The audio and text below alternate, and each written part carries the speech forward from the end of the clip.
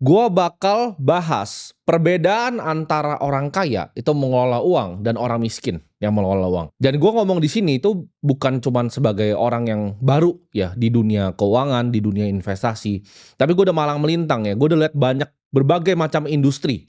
Ya dari industri sawit, dari industri klub malam, dari industri perbankan. Dan ini adalah pelajaran yang sebenarnya gua ambil dari ya konglomerat-konglomerat lah. Kita ngomong di sini top 10 udah banyak dari mereka yang gua ketemu gitu. Orang kaya itu investasi, orang miskin tuh fokusnya konsumsi. Jadi fokus tujuan hidup dari uangnya itu udah berbeda.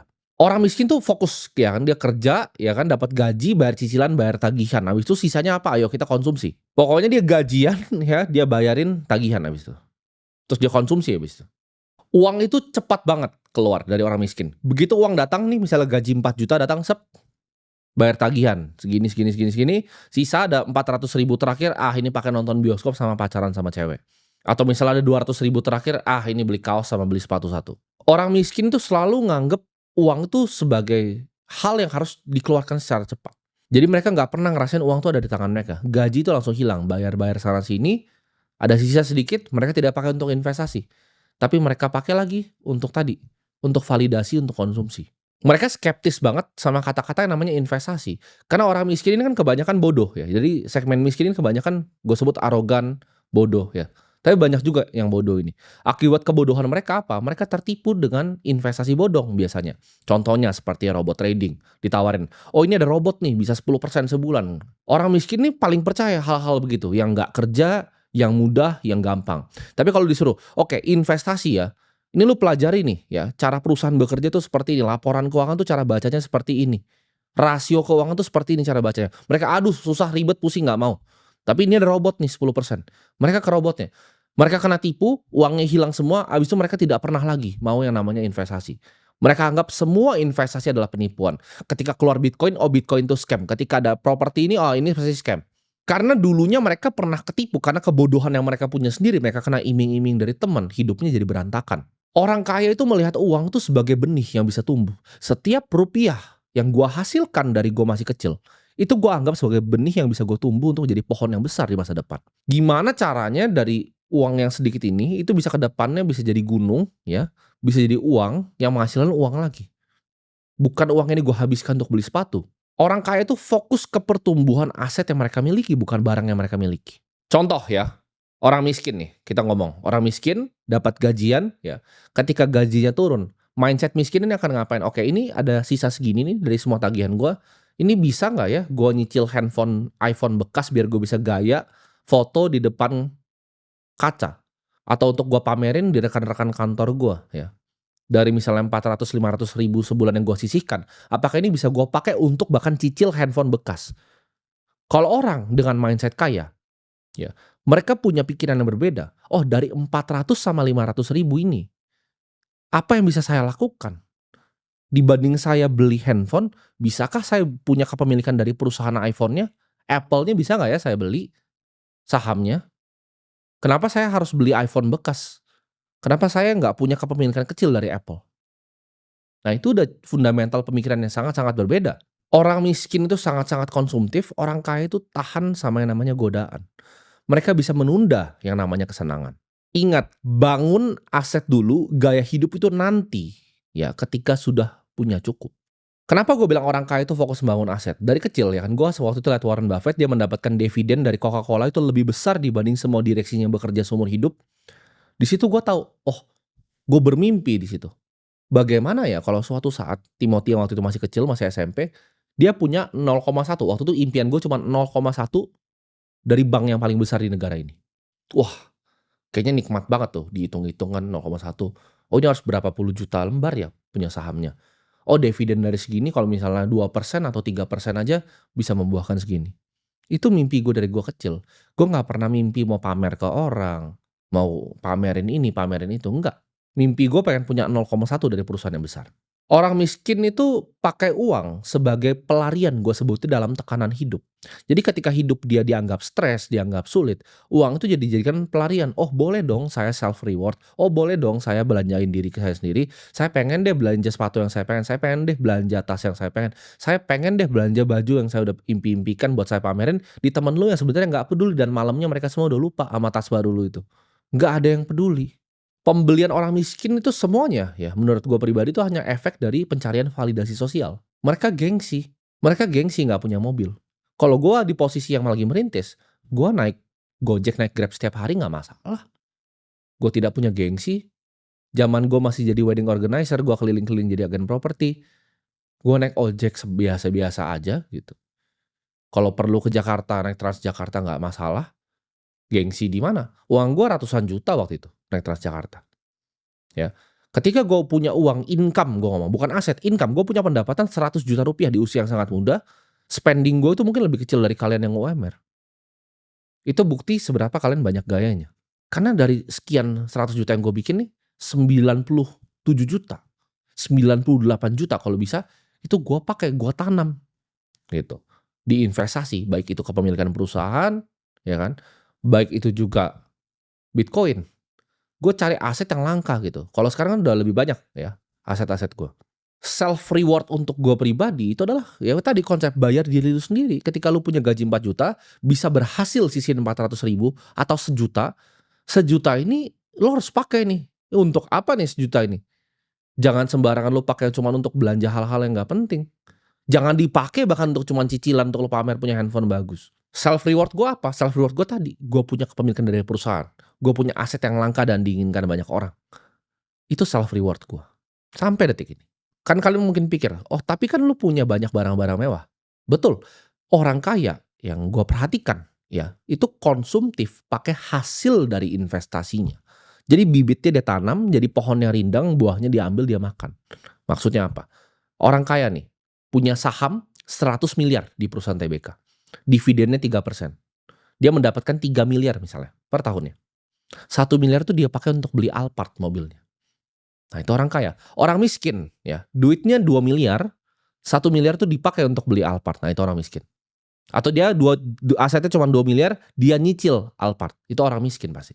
Kalau kalian pernah dengar ada orang bilang, oh mau beli mobil A ini sebenarnya gampang lah. Tapi lagi nggak pengen dulu, itu artinya itu pasti orang miskin. Karena orang kaya kalau sudah mampu beli aset seperti itu buahnya dari pohon. Itu hasilnya dari bibit yang dia tanam 10 tahun lalu. Orang yang bilang, oh belum mampu, bisa tapi nggak mau beli ini, itu adalah orang yang belum punya pohonnya. Ya. Orang yang udah punya pohonnya, buahnya tuh udah banyak. Dia bisa pakai buahnya, dia petik untuk dibagikan ke orang lain. Ya. Petik buahnya pakai bangun sekolah. Petik buahnya lagi pakai bangun sekolah. Karena pohonnya udah ada, udah rindang. Orang miskin tuh gaya hidupnya meningkat terus ya. Jadi pendapatnya meningkat. 4 juta pertama, 6 juta, 8 juta, 10 juta. Dia 10 juta pun gajinya, pengeluaran jadi 10 juta. Makan di restoran sedikit lebih mahal. 20 juta, oh lebih naik lagi dia. 50 juta, dia lebih naik lagi. Dia mulai nyicil BMW seri 3 itu gaji 50 juta. Gue beli mobil 1 miliaran pertama, itu di saat aset gue itu 100 miliar. Ya. Udah menghasilkan bunga dari sana. Jadi ingat ya, kesimpulannya dari poin pertama ini adalah orang miskin tuh sibuk cari validasi, orang kaya itu sibuk gimana caranya bikin pohon yang itu nanti sangat rindang, yang buahnya bisa dipakai untuk dirinya, bisa dipakai untuk keluarganya, bisa dikasih makan untuk anak-anaknya, dan bahkan bisa bermanfaat untuk orang lain. Nah ini poin kedua yang gue tangkap dari ngobrol sama banyak konglomerat, nggak cuma konglomerat, tapi kita ngomongnya rising star yang umur 30 tahun yang sekarang paling top-topnya ya. Kalau di 20-an gue belum lihat ada, di 30-an ini udah banyak yang rising star, dan sama yang sudah berumur mungkin yang sudah 70, top 5 paling kaya, top 4 paling kaya. Orang kaya itu selalu punya yang namanya rencana. Orang miskin tuh hidup apa adanya. Orang kaya maksudnya apa? Mungkin kalian banyak bingung, oh maksudnya apa nih orang kaya punya rencana? Orang kaya itu selalu punya visi jangka panjang, hidupnya tuh mau seperti apa. Dia perusahaannya mau dibikin seperti apa, apakah perusahaan ini mau dijual atau enggak dia sudah tahu. Salah satu mentor gue, Pak Toto Sugiri itu pernah ngajarin gue seperti ini. Ketika dia punya perusahaan-perusahaan software dari dulu, dia anggap itu sebagai seniman membuat lukisan. Jadi tidak ada attachment di dalam situ. Dia sudah tahu kalau dia bikin satu perusahaan ini, memang sudah ada niatnya untuk dia menjual perusahaan ini. Jadi orang kaya itu rencananya panjang. Dari awal dia bikin perusahaan, dia udah tahu ini bahkan lukisan yang akan dijual. Mereka itu kalau mau bekerja bahkan, orang yang kaya itu sudah tahu, ya, kira-kira karirnya ini mau kemana, mau dibawa kemana karirnya. Bisnisnya tuh mau dikembangin seperti apa, apakah mau dijadikan bisnis seumur hidup, apakah mau dijadikan bisnis lukisan yang akan dijual, asetnya ditaruh di mana, ditaruh di negara yang mana, diproteksi seperti apa, dipertahankan seperti apa. Orang miskin itu hidup nggak ada aturan dan nggak ada rencana. Dia bahkan rencana untuk anak ngebayar anaknya sekolah aja nggak ada rencana. Untuk makan nanti malam aja dia nggak ada rencana. Kenapa? Karena kayak tadi, dari awal punya duit sembrono. Nggak punya skill, nggak mau upgrade diri, nggak mau nonton seperti ini. Orang miskin tuh pikirnya sempit dan pendek. Jadi ketika ada kebutuhan yang mendadak atau mendesak, itu mereka langsung kelabakan dan kewalahan. Ujung-ujungnya jadi berantem terus kalau orang miskin itu. Karena ketika ada hal tidak diduga yang membutuhkan uang yang dia tidak punya perencanaannya, itu selalu jadi berantem di keluarga. Ini gue flashback sedikit ketika gue masih miskin ya. Gue waktu punya usaha, ya usaha dagang, dagang minyak rambut, dagang sedotan waktu itu. Itu bukunya itu nggak jelas. Buku ini gue sebut di sini term akuntansi ya. Bukunya itu nggak jelas. Gue cuma pikir, oke ini dapat uang segini, HPP segini ini bersih. Gue nggak ngerti tuh bahasa dari bisnis akuntansi sama sekali tuh nggak mengerti. Nggak ada perencanaannya. Gue nggak ada proyeksi omsetnya mau kemana.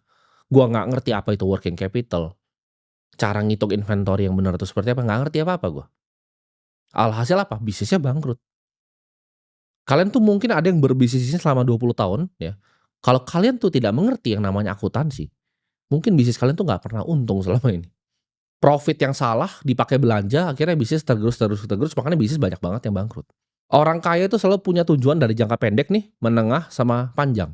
Pendek tuh bagaimana? Oke, ini perencanaan kalau ada apa-apa secara darurat di perusahaan gue begini, cara cover-nya bagaimana? Menengah, kira-kira perusahaan gue ini mau ekspansi kemana?